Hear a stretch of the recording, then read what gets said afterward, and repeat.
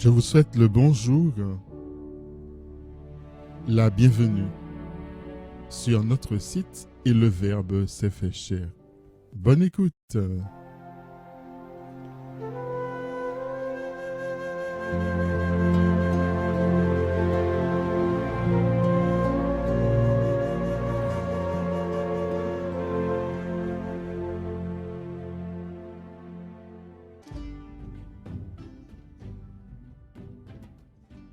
Chers amis auditeurs, nous célébrons aujourd'hui la nativité de la Vierge Marie.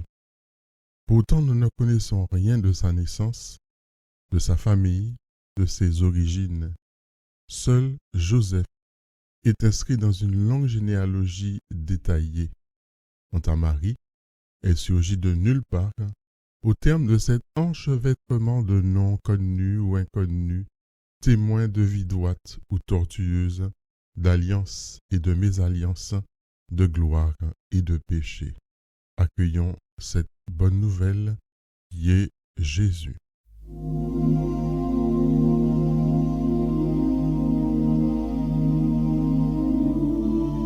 Généalogie de Jésus-Christ, fils de David, fils d'Abraham. Abraham engendra Isaac.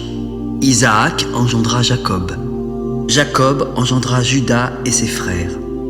Juda engendra de Tamar Pharès et Zara. Pharès engendra Esrom. Esrom engendra Aram. Aram engendra Aminadab.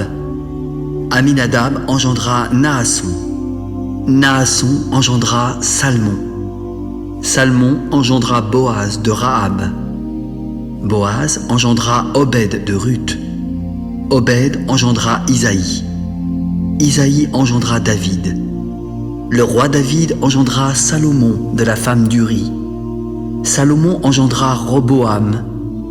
Roboam engendra Abia. Abia engendra Asa. Asa engendra Josaphat.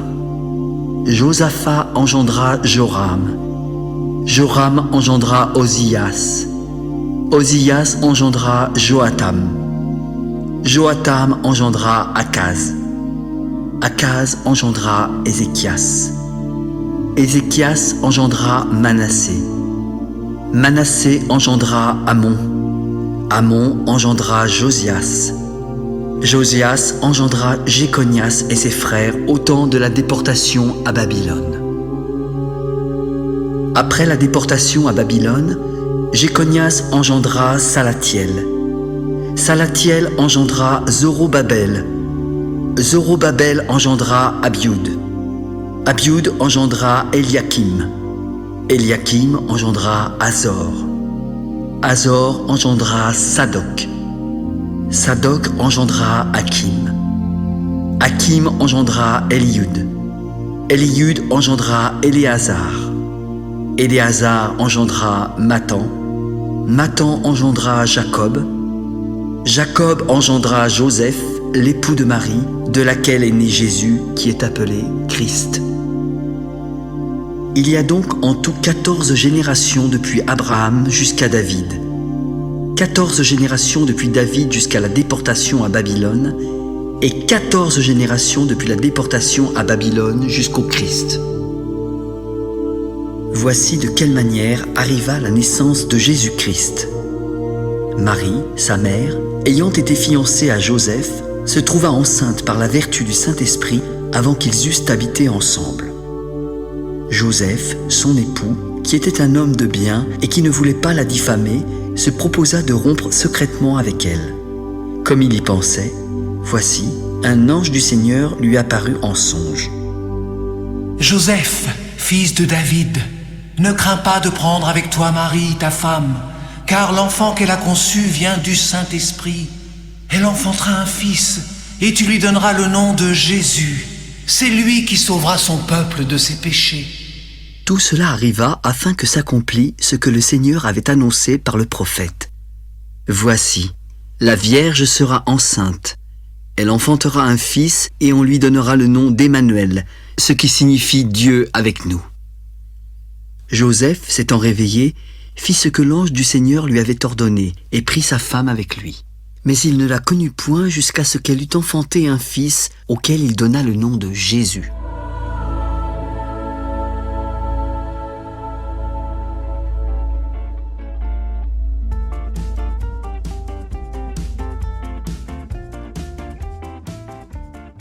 Chers amis auditeurs, lorsque Marie est nommée pour la première fois, elle apparaît d'emblée comme épouse et comme mère. C'est son identité et sa naissance. Elle n'existe que reliée à un peuple et à Dieu à travers l'enfant qui naîtra d'elle. Et, tout au long des pages de l'Évangile, nous voyons Marie naître à son identité de mère du Sauveur. Comment cela se fera-t-il? L'Esprit Saint te couvrira de son ombre. Marie gardait fidèlement toutes ces choses en son cœur. Mère de l'Emmanuel, Marie est en continuelle naissance jusqu'à devenir notre mère au pied de la croix.